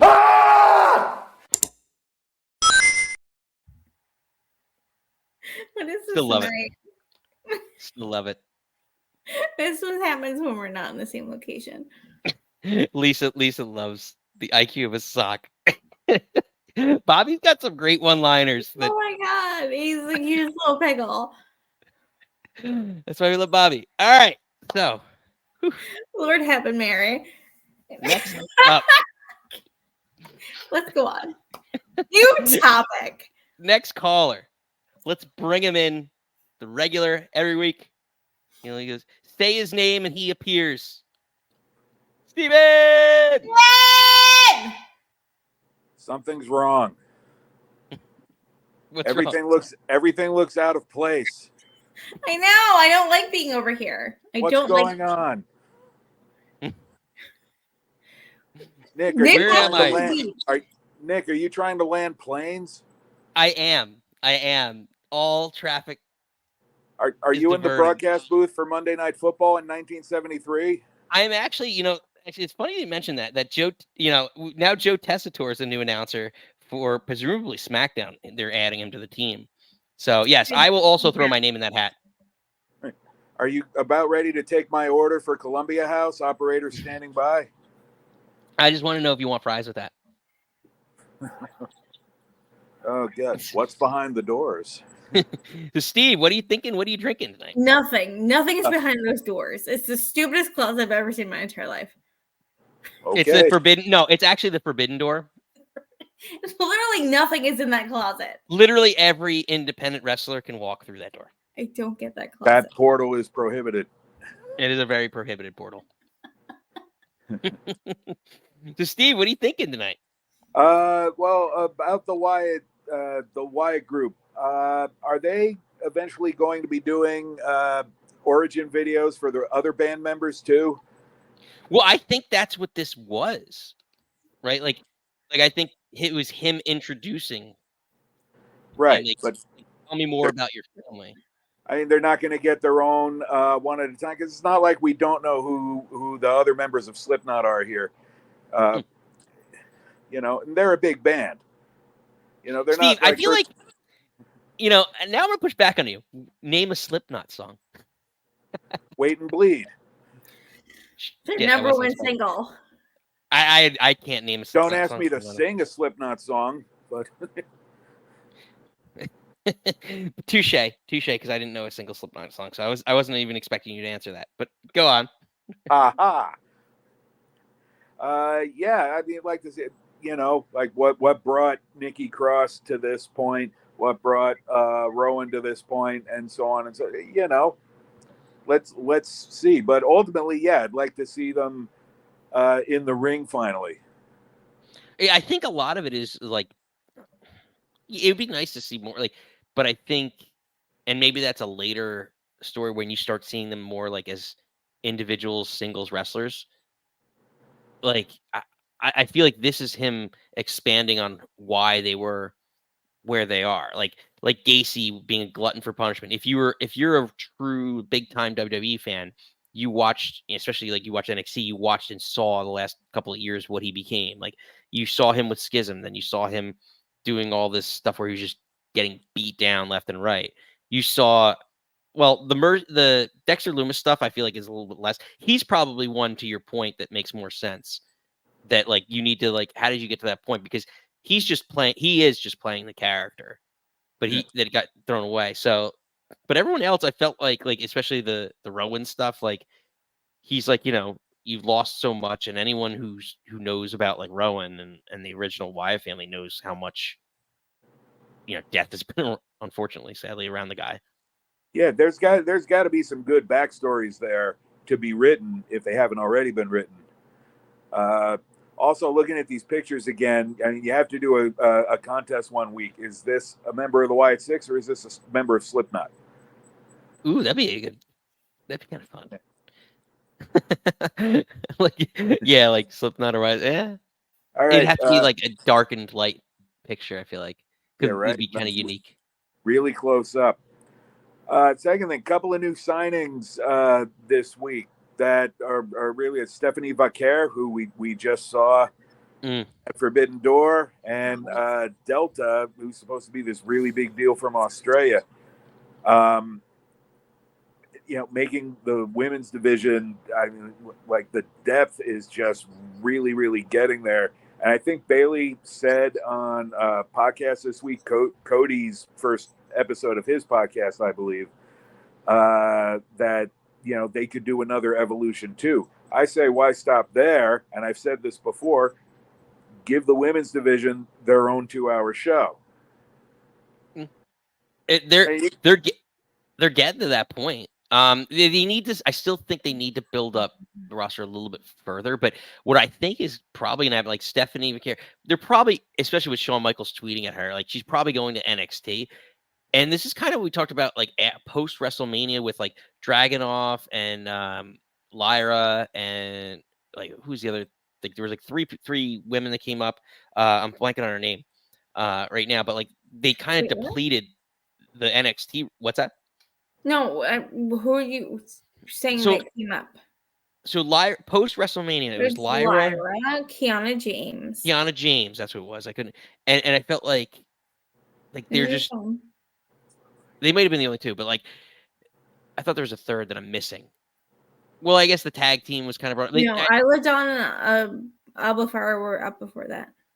I just feel like the roster had been like those Lyra had just completed the main event. Like, and I know it was a main event for like WrestleMania, but like they just depleted a lot of that roster, the main event talent. Like looking back, like Roxanne Perez, I felt like that was a lot of the reason why you saw the Jordan Grace crossover is like her challengers, they didn't have anyone built up for it. Now they're starting to get back to that with, especially after the match that at Heatwave with Sol Ruca having, I think you're getting to that point, but what's that? It wasn't Roxanne Perez didn't have that match with Sol Ruca. No, I'm saying I'm using that as an example. Like they're starting to build it back up, but it's been light. And like to Steven's comment, now you're seeing Stephanie Gutierrez. They're starting to, I think, replenish with all these signings. And also we haven't even seen, because didn't she get hurt with her wrist, or Julia? So she hasn't. Yeah. So they're all those women are still slated to come in, and Jordan Grace's contract is up in January. So I think a lot of this is the replenishment of the NXT roster. Yeah. But I sort of want to, Steven, I love you. I don't want a separate female show. If it's good stories, it's good stories. You can match the men with the women. I don't want to be like, again, I think Evolution was great, and I love they have their little thing, but you can have a pay-per-view and have good fucking women matches and good men's matches. Like, it shouldn't be like, oh, this is the lady show. Like, have Raw, and there you got 3 hours. You can do a lot in 3 hours. Men, just worried women, about whatever they do. I'm just worried about them signing all this talent, and they have like no place to put them, or they're barely on. Well, I think that's where NXT is. And get rid of your crap stuff. You have 3 hours. Put the good shit on and find the time for good shit. Do I care? Again, do I care about Karrion Kross trying to corrupt Xavier Woods? No, I don't care. Let's move on. Like, you can find the time for good stuff. I don't want like a section like this is where the ladies are. It seemed like when 205 Live came out, like I think I was excited. I was like, oh, this is something different. And then after like a couple weeks, I was like, well, why can't we just do this on Raw? I'm tired of watching shitty shit on Raw. Like, put the good stuff on Raw. That's fair. Steve, what else you got for us? I want to open up. I was thinking of this during the week. I want to open up the heel face Shades of Grey discussion. Yes. Sorry. Well, I think I have a maybe a different spin on it. I don't think it's necessarily that you have characters that are like you don't know which side they're on. I think maybe that there might be too many of them. I'll give you an example. I mean, this is New Jersey after all. Tony Soprano, good guy, bad guy. Bad guy. But when you watch that show, weren't you sort of rooting for the law not to catch up with him? Only because you wanted the show not to end, but you knew he was a right. bad guy. But he was the only character that was, sort of ambiguous. Like Walter White was another example until the last few episodes of Breaking Bad. But they were the only characters like that on that show. Everybody else was clearly defined. This is a good character. This is a bad character. Maybe with the exception of Saul Goodman on Breaking Bad. On the WWE shows, you have, quite a few who are vague like that. And it can cause, I think you have too much like that. It can cause confusion, too much confusion for the viewer. So, maybe not have as many. I don't know who you would pick to finally be clearly defined to one side or another, but just make it a little more clear cut. But you can still have a couple of characters that are tweeners, I guess would be another term. No, for sure. No, I don't know. I'm torn. I think you could have tweeners, but like you still need to have defined top baby faces, top heels. Maybe we're too smarky that I don't. Heel first face doesn't mean shit to me anymore. I'm gonna cheer you or boo you whether the powers that be labeled you as XYZ. Yeah. I mean, look at Tiffany Stratton. Tiffany Stratton is the character is a heel, but last few shows just seen everybody just cheer tremendously for her. So, Also, kind of same with Chelsea. Like, Chelsea's supposed to be a heel, and everyone was like so excited. Like, look, her coming out, her doing that spot, like so much on her. Like, I don't get any. Yeah, where's Priest at? There's another one. Yeah, that's the thing. Like, he's on the internal sheet as a heel. To me, Priest is not a heel anymore. No. Shades of gray. But I think some of those shades of gray do need to be filled in one way or the other, and just have less like that. Still have it if you need to, but just less like that. So you're both right. Just Fair enough. Steve, okay. Yes, in closing, because I know my time is up. Darby Allin came back to TV, but that's not my department, so we'll move. Oh man. As if Ed needed a reminder. So why did you do it? You Beetlejuiced it. You totally Beetlejuiced this whole. Now, Steven, now you, sir, are cut off. He invoked his name, and I said say his name and it appears, and then now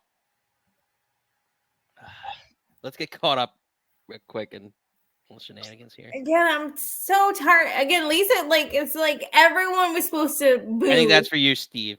Ed gives you a heart. I was definitely hurting Steven. Lisa said, "Look at Stone Cold. He was supposed to be a massive heel, but everybody that's loved the him." thing. It's like you're like the same with MJF. It's like there's this smarmy heel, and you're like, "Oh, I'm into that guy. I'm going to root with that guy. I'm not supposed to like that guy, but I'm going to, and he's going to get over." Like, I think it's Lisa also is obsessed with carrying Cross. I want him to smidge his hair just a little bit, but I get it. I don't even know. You're like a weirdo. It's so weird not being in the same room as you to give you side eyeballs. It's fun. It's a fun little challenge. So we have one more, but I hear voices in my head. They come to me. They understand. His name is Ed. No, what's up, guys? Oh Lord. He was like, I'm gonna sing. Yeah, I know. I hear voices in my head. Ed, that's your new entrance theme. Oh, I gotcha. Yeah, I'm gonna sing Randy Orton's theme, but to Ed, I was like, "Are you?" I mean, go for it. Listen, we could hire Rev Theory. Like they're not doing anything, right? I don't think we have the budget for that yet. Listen, they talk to him. They understand. They talk to him. Listen. If Bobby has his way, we will have the budget for that. Listen, I love everything about that. Like, shout out to Damian Priestley. Let's go. Seriously. So Ed, what are you thinking? What are you drinking on this Friday? So I actually just finished some passion fruit wine, but I do have an Ice Pop Prime. Keeping with the gimmick of just weird drinks, it's a good time. Classy is the class. Yeah, dude. But what am I thinking? There's a couple things I wanted to touch on, but let's keep the heel face thing going because I really do love the shades of gray that we're getting on with both companies, honestly. Because I don't know if MJF's supposed to be heel or face. I mean, Nikki, you were right. He did have the "you people." Yeah, that's exactly what it was. He just showed you people did this, and I'm like, here we go, just being a bad guy in Wrestling 101, right? Yes. But yeah, like the Wyatts are obviously, what's the word I'm looking for here? Just as a standard, not trying to judge a book by its cover, but like looking at them, they look like they should be the bad guys, but they're going after Gable, who's kind of a jerk, right? Yes. Yeah. Like, I don't know. It's one of those like prophetic things where like, yeah, like they feel like they're justified in their cause because he's such a tool bag. But he's definitely going about it the wrong way, but his reasoning is completely justified, which I do love. If you see what they're doing, I feel like they're planting seeds for an eventual Wyatt 6 versus Bloodline. Oh, well, it would be lovely. With the family, them like you're disrespecting your family, or am I missing something? Yep. Yeah, no, that's exactly what it is. Okay. And like we're not going to get that now, and if they pulled the trigger on that now, that'd be ridiculous, right? Agreed. But like, can you imagine like a year or two down the line, and we've got like a fully, so we get past the Bloodline Civil War, because I mean that's coming, right? Right. Yeah. And like you could wait 6 months to a year for that. For me, just slow burn that forever. But like you build up the Wyatt 6, like build them up, and then build up the Bloodline. So, well, the newer Bloodline, right? The 2.0 Bloodline. Do that. I mean, give me Roman, and give me Roman and the boys with Heyman. I don't care either way. Well, it's also reminding me of speaking of like the Wyatt stuff, but you remember when, and years just kind of blend together, but there was one Royal Rumble year where you had the Shield and the Wyatts both in the Rumble together facing off, and we never got that match, I feel like. No. We had that match. I'm saying not. If we got it, I forgot it already. It was a B pay-per-view. We had that 6-man match. Yeah. My brain. No, yeah. I don't know if it's a battleground or a. Oh, it's Elimination Chamber. It was Elimination Chamber. It was like a bullshit thing. And they had the match because there was the 6 of them staring down, and it's just like. Yeah, and that's the exact point. We got the 6-man stare down and the holy shit chant. Like, Shield went over. But I felt like that was like one night, like one Elimination Chamber. That was a WrestleMania. Like you talk about this, Nikki says this all the time. Everything's got to have a WrestleMania, SummerSlam, like one-on-one, like type deal. That should have been the 6-man tag. Should have been at WrestleMania or SummerSlam or Survivor Series. Like Elimination Chamber. Come on. Yeah, no, that absolutely was a marquee main event pay-per-view selling match. And they were like, but this again, it was the old creative era where they were just like, you're not a big jack dude, like so you don't look like Brock or Batista. I don't care.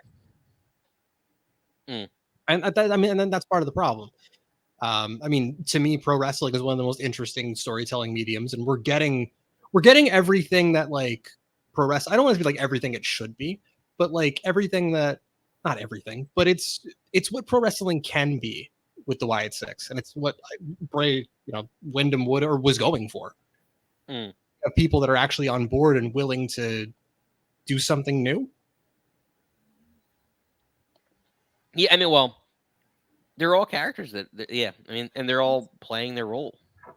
Again, the fine line between sports entertainment and wrestling.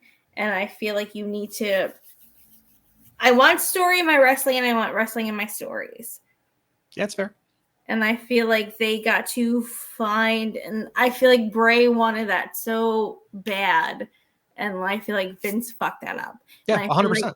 I feel like with Triple H and Bo, maybe this is like the corrective course of action that like it may not be what it was supposed to be, but we're gonna try. That's exactly It's not what it could have been, but we're getting something in the same vein. And you know what? I'll take what I can get. Because Lucha Underground was doing something similar, which that very quickly I was surprised that lasted as long as it did. But like saying it was cinematic matches isn't right. But like I think I was saying this before. They went out and they let like half the AEW roster, because like most of those guys got signed to AEW. So they'd go out and have like 15-20 minute matches, and they would just edit it down for TV. And then you'd have your cinematic like backstage stuff that was something closer to like the Firefly Funhouse than it was like a pre-tape on Raw. I mean, Drago would literally turn into a dragon and fly away. Like it's kill it. Go ahead. Sorry, were you talking about dragons? I don't know if you watch AEW, but on Wednesday, Brian Bryan Danielson went through the ropes and he hit his head on the barricade. And fucking Nigel McGuinness is like, oh, for a dragon, you think you know how to fly. And I was like, fucking Nigel, I love you. Get him.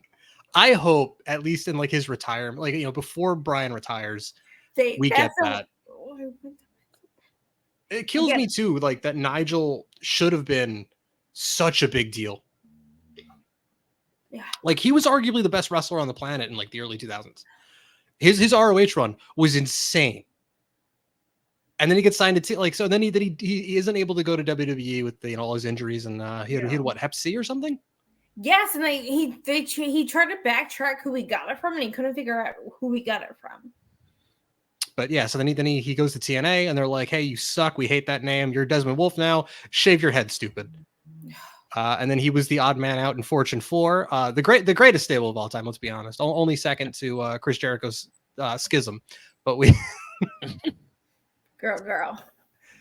But man, what a misstep. Oh wait, him on just like him. Oh goodness, him in NXT I fucking loved, and his great. Like, these little moments of him talking again, him and Mariah, him talking about at Forbidden Door when they had their little kiss. He stood up and it was like, this is clapping and crying. That's so clapping good. and crying, and I was like, oh. But don't even get me started with that, because I was like, okay, cool. Like we got a payoff for that, and now the three of them are together, and that's great.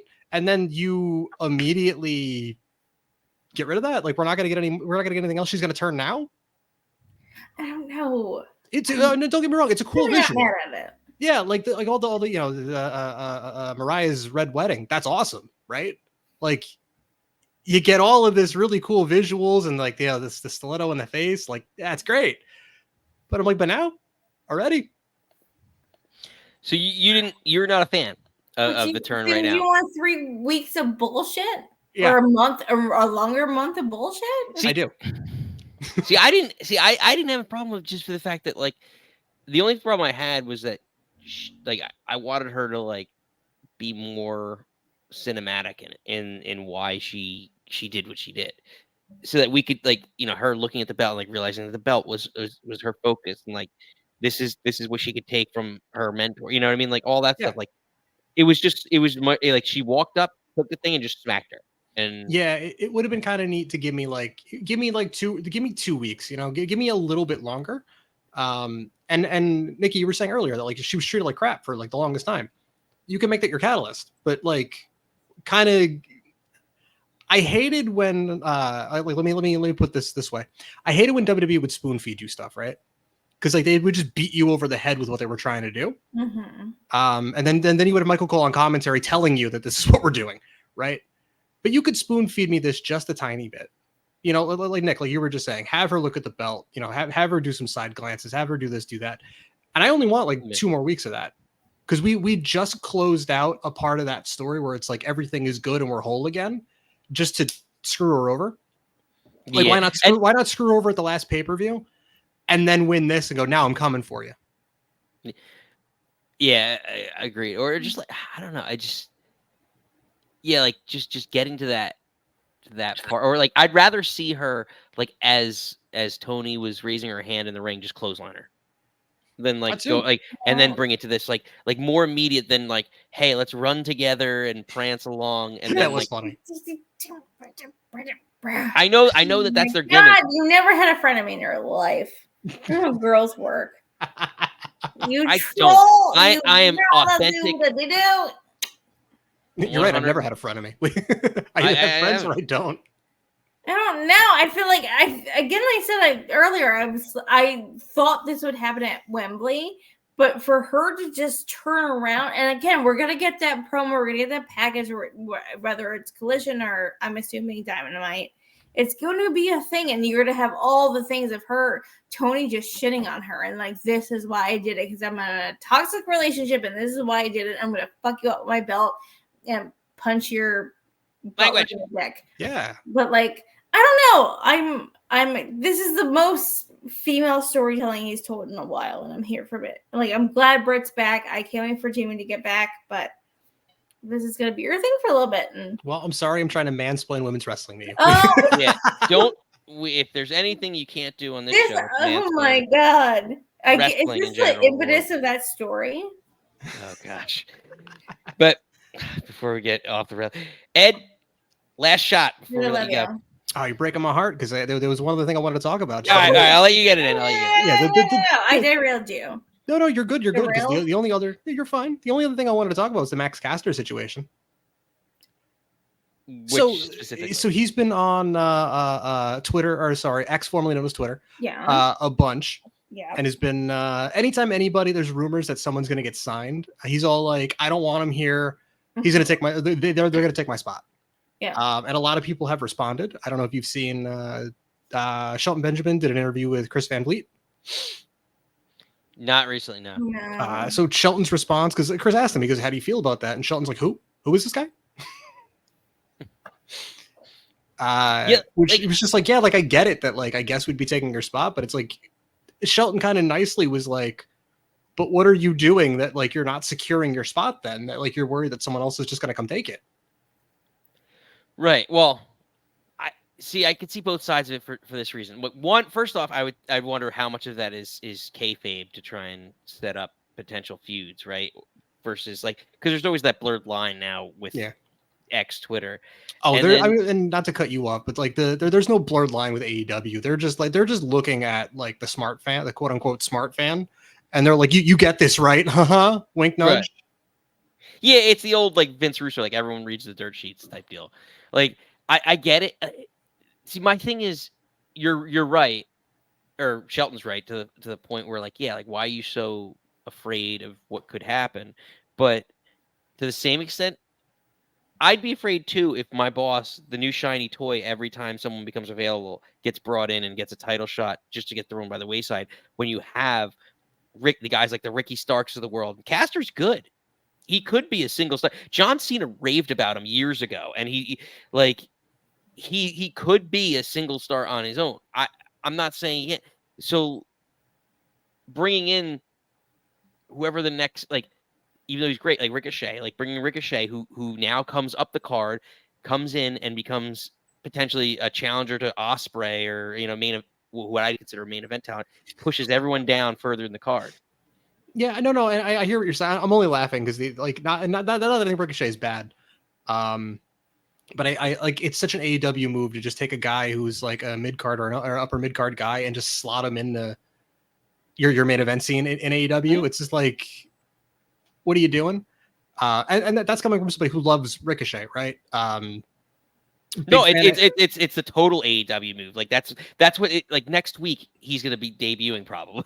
And he'll challenge for the world title within 3 months, and then lose. It's fine. And then he'll be completely forgotten, and then they'll probably give him the Prince Puma mask again, and he'll just jump around like it's a Lucha Underground. No. They're going to create the wait. So you have the Continental, the Global Continental Crunch Wrap Championship for Ricochet to win, and it'll be the equivalent of the speed title. They'll call it the slow title, and in the matches can only go. They're only 45 minutes long. They're all 45 minutes long. Iron Man matches. They're only Iron Man matches. It'll be AEW slow on X, and they're just doing. No, it's going to be on Vimeo, and they're just going to Canadian Destroyer each other back and forth for 45 minutes. Oh, I love it. Mary. It'll actually be, and the winner of the belt will be Orange Cassidy.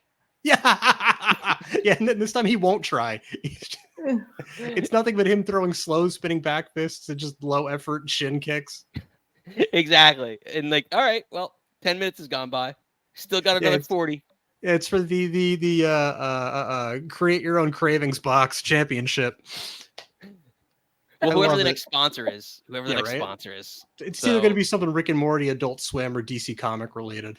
Yeah, when Snickers comes out with their next nacho, jalapeno flavored candy bar, it'll be Baja Blast Dorito championship match. Yeah, exactly. On that note, Ed, you're both a Baja Blast. Get out of here. And I love you. Say your shit and go. Oh, I love you too. Darby Allin sucks. All right, Darby Allin sucks. That's a typical Ed's out of here. You were Good cut. I can't cut people off Lord. because Nikki's running the bar, so I can't cut people off. I'm running the fucking bar. We're wrapping shit up. I got children to feed, children to take out. All right, settle down on that. You're on vacation mode in Seaside. Mama's running the ship. All right, we're getting last 2 comments to get out of here. Lisa said, "I love what Ed said. That wrestling is one of the best storytelling mediums out there." Thank you, Ed. Ed perfectly said. I love you, Lisa. Steve said the show can't contractually end until we all hear the line. That is true. That is exactly true. We have so many catchphrases. No, you only have the one. You only have the one. Oh, 11. That makes the most sense. Throw it out. Well, everyone, if you're new here, thank you for joining us on a Friday night. A new show. We're gonna try this more as the summer goes on at Linda T's Airbnb here at the Jersey Shore. So until next time, Nikki, bartender extraordinaire, thank you for your efforts this evening. But until next time, you don't have to go home. But he can't stay here. Goodbye.